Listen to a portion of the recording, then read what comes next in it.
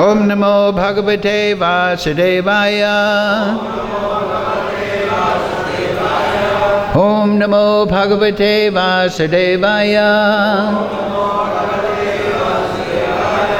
All together, please. Om Jnana Timirandasya Ganandana Salakaya Chakshurunmilitam Yena Tasmai Shri Gurave Namaha Shri Chaitanya Manobishtam Stapitam Yena Bhutale Swayam Rupa Kadamayam Dadati Swapadantikam Vandeham Shri Guru Shri Yukta Padakamalam Shri Gurun Vaishnavamscha Shri Rupam Sagrajatam Sahagana Raganatam Vitam Tam Sajivam Sadvaitam Sadvadutam Prijana Sahitam Krishna Chaitanya Devam Shri Radha Krishna Padang Sahagana Lalita Shri Vishakam Vitamscha He Krishna Karuna Sindhu Dina Bandhu Jagatpate Gopesha Gopika Kanta Radha Kanta Namostute Tapcha Kanchana Gaurange Radhe Vrindavanishwari Rishabhana Sudadevi Pranamami Hari Priye Vanchakalpa Dhurubhyascha Kripa Sindhu Bevacha Padita Nam Pavnebhyo Vaishnavebhyo Namo Namaha Shri Krishna Chaitanya Prabhu Nityananda Shri Advaita Gadadhara Shri Vasadi Gaur Bhakta Vrinda Hare Krishna Krishna Krishna Hare Hare Hare Ram Ram Ram Hare Hare. So, reading from Srimad Bhagavatam, translation and commentary, His Divine Grace Sri Lesi Bhaktivedanta Srila Prabhupada Ki. Text number 21, chapter 10, Maharaj Rahugana meets Jadbharat of the 5th canto.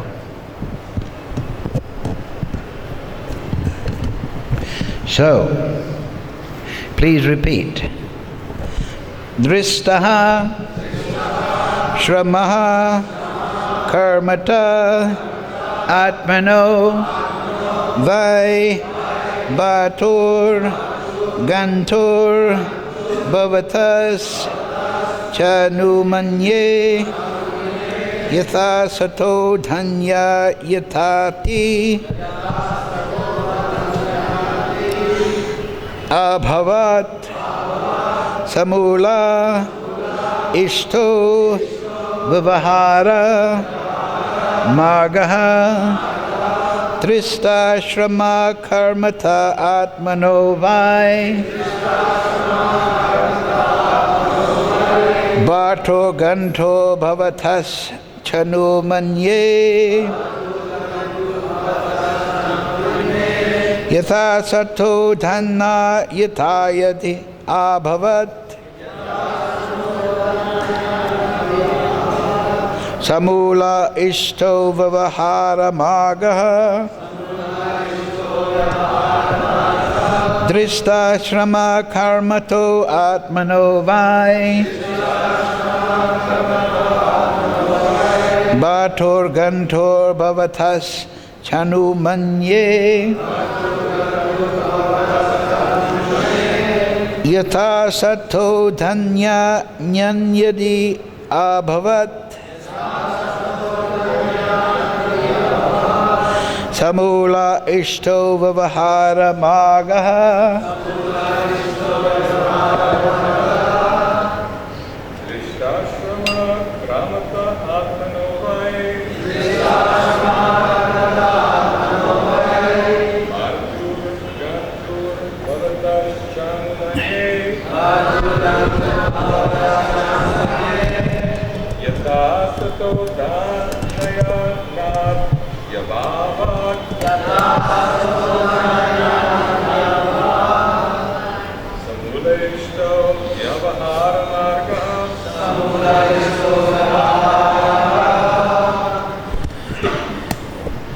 Mataji's?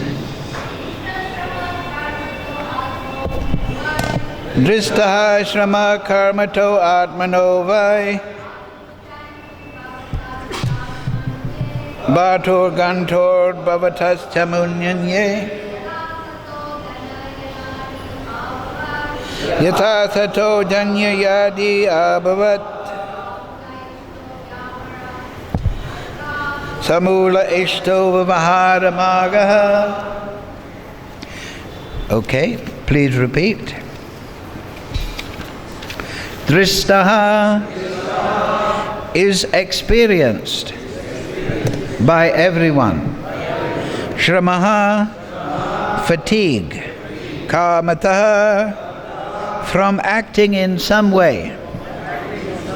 Atmanaha, of the soul. Vai, indeed. Bhartahu, of one who is carrying the palanquin. Gantu, of one who is moving. Bhavataha, of yourself. Cha, and. Anumanye, I guess like that. Yata, as much as. Asata, with something that is not actual fact. Uda, of water. Anayanya adi, of the bringing and other such tasks. Abhavat, from the absence. Satmulaha, based on evidence. Ishtaha, respected. Vyavahara, margaha, phenomenon. Translation, Srila Prabhupada. You have said, I am not fatigued from labor. Although the soul is different from the body, there is fatigue because of bodily labor, and it appears to be the fatigue of the soul. When you are carrying the palanquin, there is certainly labor for the soul. This is my conjecture. You have also said that the external behavior exhibited between the master and the servant is not factual. But although in the phenomenal world it is not factual, the products of the phenomenal world can actually affect things. That is visible and experienced.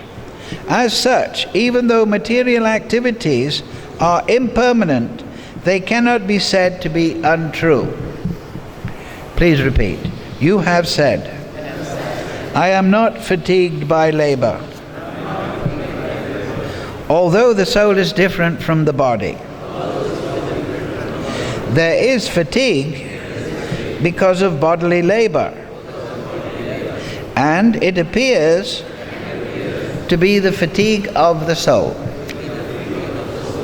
When you are carrying the palanquin, there is certainly labor for the soul. This is my conjecture.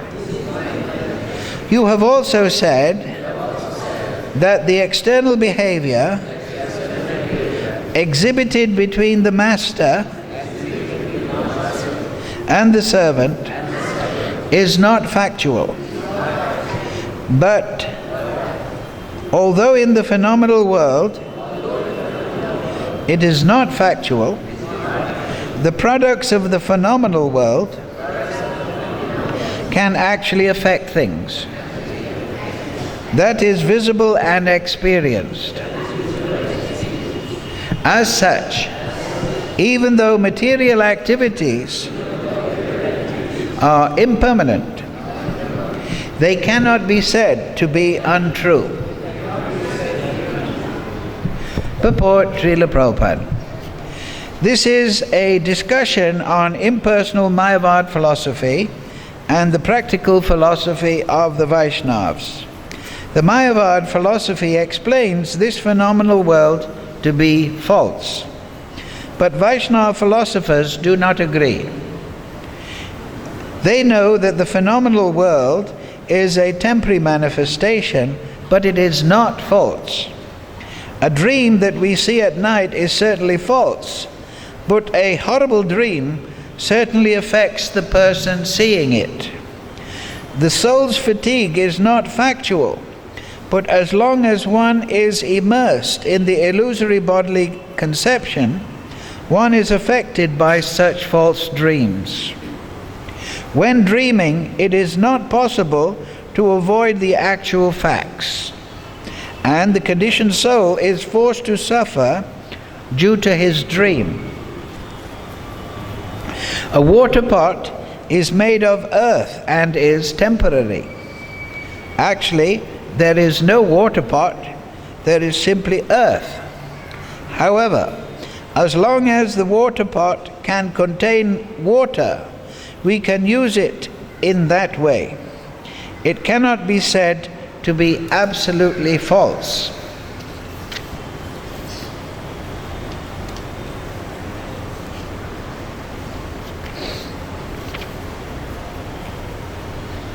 Mukum karochi vachalam pangam laite girim yat kripatam aham bande Shri Guruin dinatarinam. Trista shrama karmata atmanovai bharto gantur bhavatas chanu manye yatha sato danya yadadye abhavat samula ishto vavahara magaha. You have said, I am not fatigued from labor. Although the soul is different from the body, there is fatigue because of bodily labor, and it appears to be the fatigue of the soul. When you are carrying the palanquin, there is certainly labor for the soul. This is my conjecture. You have also said that the external behavior exhibited between the master and servant is not factual, but although in the phenomenal world it is not factual, the products of the phenomenal world can actually affect things. That is visible and experienced. As such, even though material activities are impermanent, they cannot be said to be untrue. So, here Maharaj Rahugana is discussing with Jad Bharat. Jad Bharat has been instructing the Maharaj after the palanquin affair, and now Maharaj Rahugana is responding in this verse and other verses. So the subject here is Mayavad, as Prabhupada starts the purport, and the defeat of Mayavad. Maharaj Rahugana is saying, yes, you are saying that I am not affected by carrying the palanquin. This is correct. The body is carrying the palanquin, and the Atma, the soul, is ultimately aloof from the palanquin and his labor. And other point Maharaj Rahugana says is that you are saying that the relationship of master and servant, which I was acting under previously, I was the king, the Maharaj, requiring you as my servant to carry the palanquin. You have said this is not factual. However, we see that though the soul is aloof from the bodily labor, still it is affected by the bodily labor. And even though the soul is aloof from these temporary relationships of master and servant, still the soul is acting in that manner. So even though you say you are aloof, still you are being affected by these things. And there you see the conclusion very clearly, This is the point. That is visible and experienced. As such, even though material activities are impermanent, they cannot be said to be untrue. So that is the Mayavadi, the impersonalist, monist conclusion, that master and servant, labor in the material world, the variety of the material world, salt and sugar, it is all one. But particularly, it is all illusion. Therefore, Maya, Vad. Maya means illusion, seeing illusion. There is one aphorism that they like to quote. What is that? Jagat Mithya Brahma Satyam. That this world is illusory and only Brahman, the Supreme, is truth. Therefore, everything this is where they make the mistake. Yes, everything is illusory in the sense it is not eternal, it is impermanent. However, it is not unreal. And this is what the Mayavadis say. Mithya. It is illusory, and their definition of illusory is that it is not there.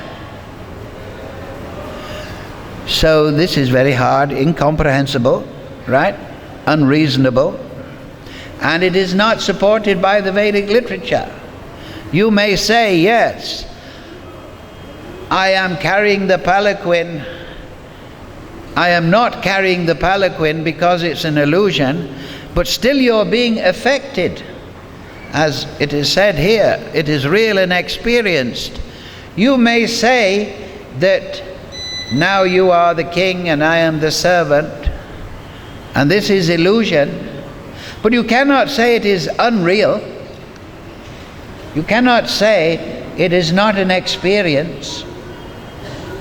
And Prabhupada in the purport explains that you may say a dream is false, it is imaginary, but you cannot say it did not happen.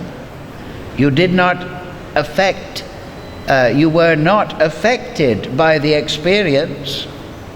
You may be dreaming, a tiger is biting my leg. But when you wake up, it's an actual experience. So this was the big contribution of Madhvacharya and all Vaishnavacharyas.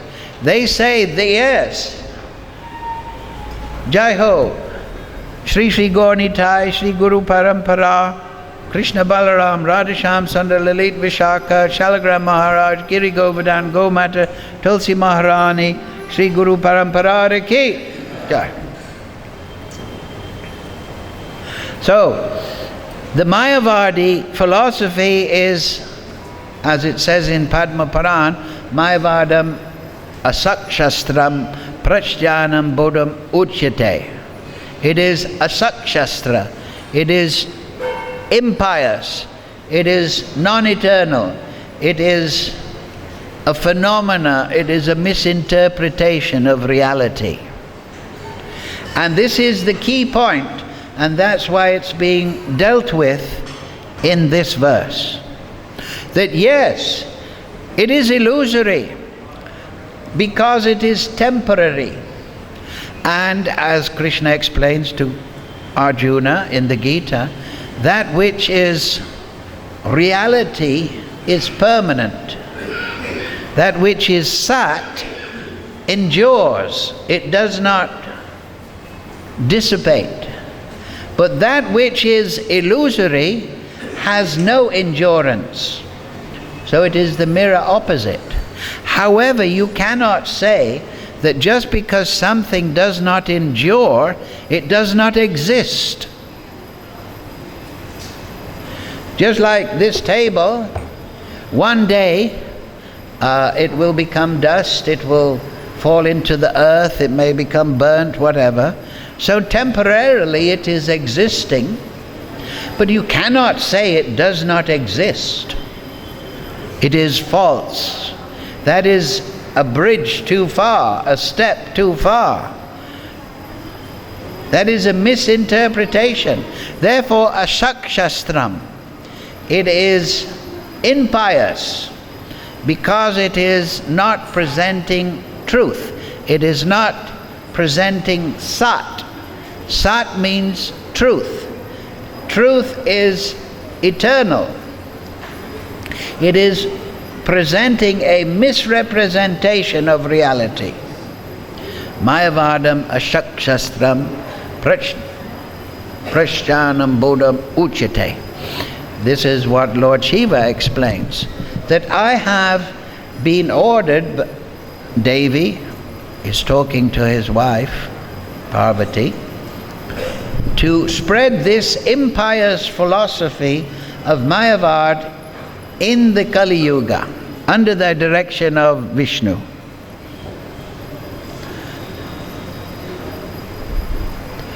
So, somebody may ask the question, why is this erroneous philosophy, this misinterpretation of the Vedas, being ordered to be propagated in Kali Yuga? Why is the Supreme Lord teaching through Lord Shiva this false philosophy? And prashyanam bodham uchite, it is covered Buddhism. What is Buddhism? That is rooted in voidism. The Mayavadis, another tenet of their philosophy is that it's all one, as we explained, and that the variegatedness is illusory. They say the absolute truth, the cause of all causes, is nirvisesh, that means without variety, and nirguna, without quality. It is one. But if something has no quality, how it can exist? Existence means the manifestation of quality. If something has no quality, then how can you say it is existing? How can you perceive its existence? How can you know it's actually existing? I perceive a person by their quality, by their form, by their personality, by their activities. If there is no quality, then how am I to ever interact with this person? This is illogical. And if you say nirvisesh, the absolute truth is one, without variety, then how does the absolute truth create all the manifest variety? So this is very similar to Buddhism. Buddhism says, Buddhism springs ultimately from one of the 6 Vedic darshans, Vaisheshika, that is propagated by Gautama Rishi. There are 6 darshans of the Vedic literature, scriptures. Darshan means way of seeing, perception, that which gives perception. So they are views or opinions. So the first is Vaisheshika, that's Gautama Rishi, and he says everything is atoms and void. Then there's Nyaya, that is propagated by Kannada. That is that through logic and argument you can understand. Then there is Sankhya by Kapila, which analyzes the material elements and presents spirit as separate. So it is a particular view. a particular methodology of understanding the Vedas. Then there is Yoga by Patanjali, Ashtanga Yoga, that through samadhi one can perceive the absolute truth. Then there is Karma Mimamsa. Karma Mimamsa means that Vishnu, yes, he is presented in the Veda as the Supreme, but he is subordinate to the karma kanda activities that you are performing. Therefore, karma is a superior principle to Vishnu. That is their implication of their philosophy. They say Vishnu is subject, he is bound to present the results of your yajna, your karma kanda, your work. So therefore they make Vishnu subordinate. What kind of nonsense is that? And then there is Purva Mimamsa, propagated by Vyasadeva in the Vedanta Sutra and expanded in his commentary, the Srimad Bhagavatam. So there it is explained, Ishvara, two energies, spiritual, material, the Jiva Shakti, and that Bhagavan, the Supreme Lord, is eternal, and the Jiva is eternal, and their relationship is eternal. Therefore, the followers of Vyasadeva, who have been taught properly, they're called Sanatan Dham, or Sanatanists, because Sanatan means eternal, Dharma means nature or occupational. So therefore, Vyasadeva is actually compiling the Vedas and explaining that no, living entity is eternal. He is not temporary. The relationship between the Supreme Lord and the Supreme Lord himself is eternal. So that is the Vaishnava conclusion. So anyway, Buddhism springs from Vaisheshika, that everything is atoms and void. So Srila Prabhupada and our acharyas have explained that these 6 philosophies, one should understand them, and then one can see all the illusory philosophies or even political systems or points of view that are in the material world. One will see that they have taken a bit from Vaisheshika, they've taken a bit from Karma Mimamsa, they've taken a bit from Yoga, and they've made their own hodgepodge. So these philosophies were actually, Jainmani, for example, was the disciple of Vedavyas.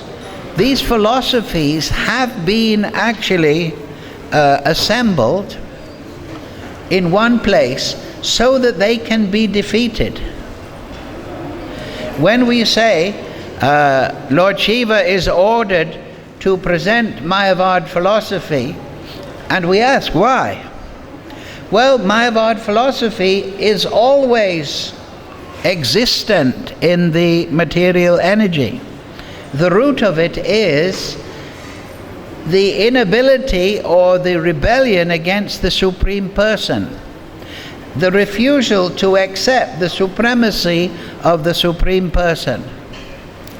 And therefore, philosophies that deny the Supreme Lord are always very existent and popular in the material world, because material world is predicated on the fact that all the souls that fall down into the material energy do so because they rebel against the supremacy of the Lord. This is called tamishra, anger or envy of the Supreme Lord's position. So Mayavad is always there. And then false philosophies like Karma Mimamsa, Yoga, and these and that, they have a certain validity, but they do not emphasize the eternal nature of the Supreme Lord, the eternal nature of the Jiva, Jiva Bhuta Sanatana, Krishna explains, and they do not emphasize bhakti as the sadhana and the ultimate goal in the relationship between the Supreme Lord and the jiva.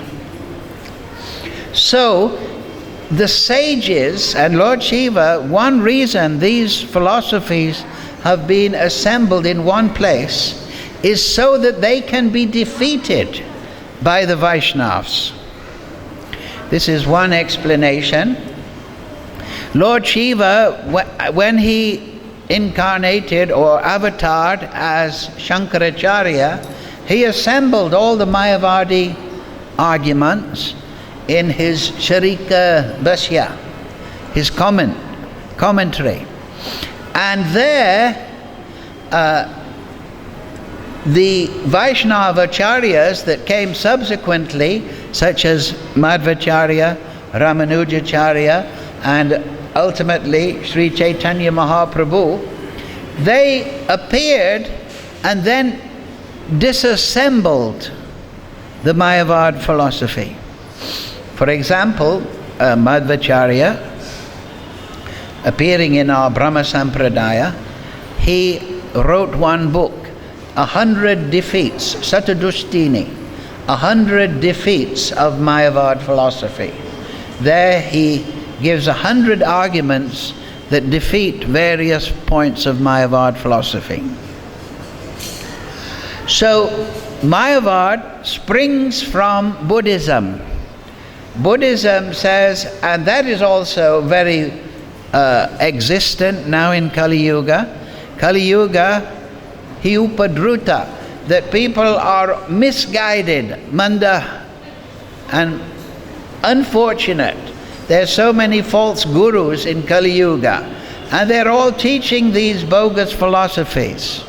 So this philosophy, Vaisheshika, atoms and void, this is what is being taught throughout the world now. That there was nothing, it exploded in the Big Bang, and now everything has come into being. Right?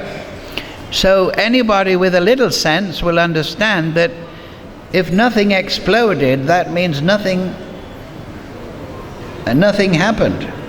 So how you can have a creation out of nothing, nobody can understand. But it's taught from childhood, right? In the schools.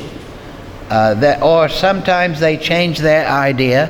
There was a chunk, or there was a singularity, or there was a quantum field. And then they changed their idea. But everything happened through an explosion. But everyone knows that if you want an explosion, you have to have a mechanism of explosion. You don't have random explosions. And if there was a Big Bang in the past, if this is a part of reality, the phenomenal world, why aren't there Big Bangs happening at random nowadays? It happened in the past, so many billion years ago. Well, if Big Bangs happen out of nothing, why aren't they happening every now and again? When you're going home at night, why isn't there a Big Bang over your head, disturbing the rickshawwala? No, it happened then, but it doesn't happen now. Well, if nothing exploded, nothing doesn't exist. If you have a philosophy, there's nothing and there's atoms, well, you cannot say there's nothing, because by definition, nothing does not exist. It has no quality, it has no ability, it has no manifestation. So then philosophy is that it is just pure materialism. There's just atoms and molecules in different states of energetic excitation. So, one step from this voidism, this zero idea, that the atoms of molecules have come from nothing, is that the phenomenal world has come from oneness. And the definition, as we said earlier, of that oneness is that it has no variety, no quality. So what is the difference between that and voidism? It is the difference of 0 and 1. But your conception of 1 is very unsatisfactory. Because we see and we experience every day, as is explained in this verse, we experience variety constantly. And we have to recognize the existence of that variety. We cannot say that the variety does not exist. There is no variety between salt and sugar. Okay, put salt in your sugar, your tea, instead of sugar, and see if it's all one. Huh?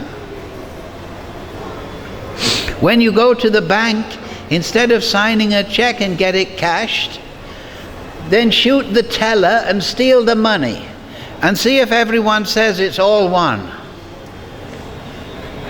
Tell the judge, I stole the money from the bank, but the day before I took it out legally. It's all one. So we see manifest constantly variety that we have to interact with. So therefore it is factual. And philosophies that teach us that it is not factual are based in insanity. This is madness. If I say, for example, this tree is an illusion, it doesn't exist, what will you say? What will a doctor, what will a psychologist say? If I say my mother does not exist,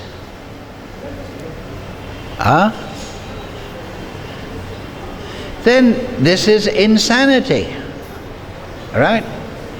Now, if you're in the prison, locked up, under restraint, Tihar jail, out of anger, you may say,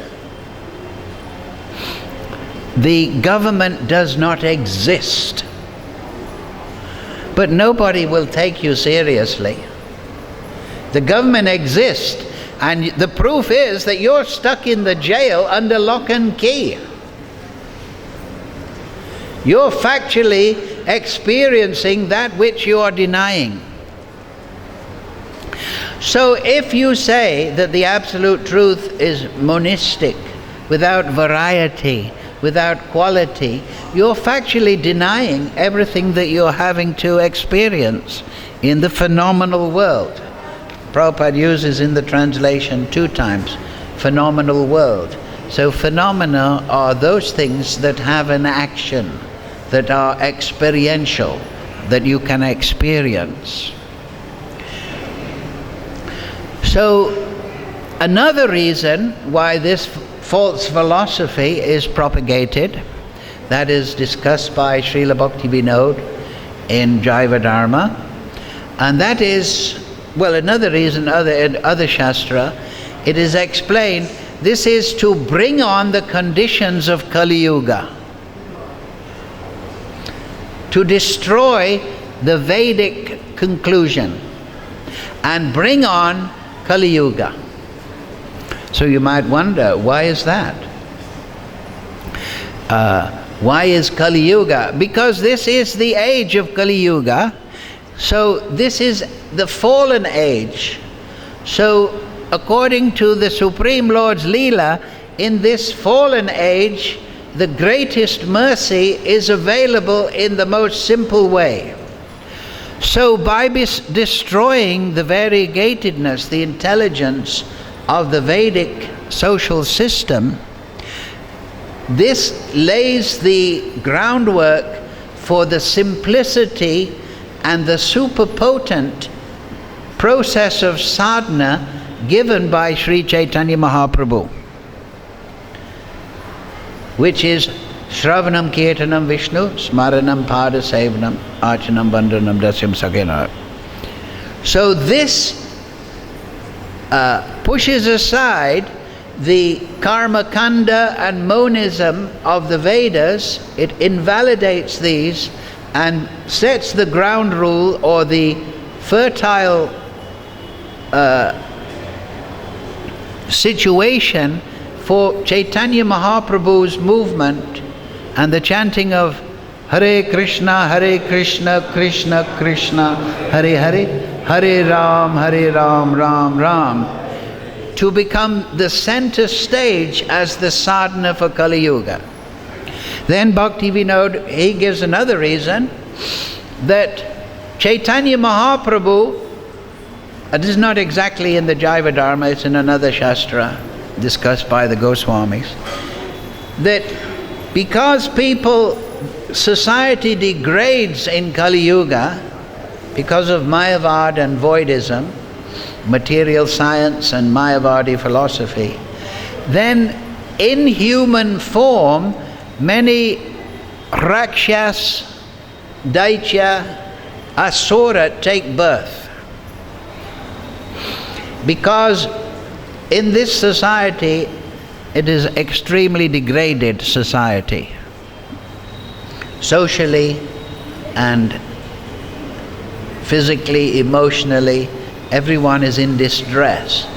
So ghostly entities are born in this society, and it is part of Mahaprabhu's plan that these lower entities from lower planetary systems of Borloka should be born and take the benefit of chanting Hare Krishna, Krishna Krishna, Hare Hare, Hare Ram, Ram Ram.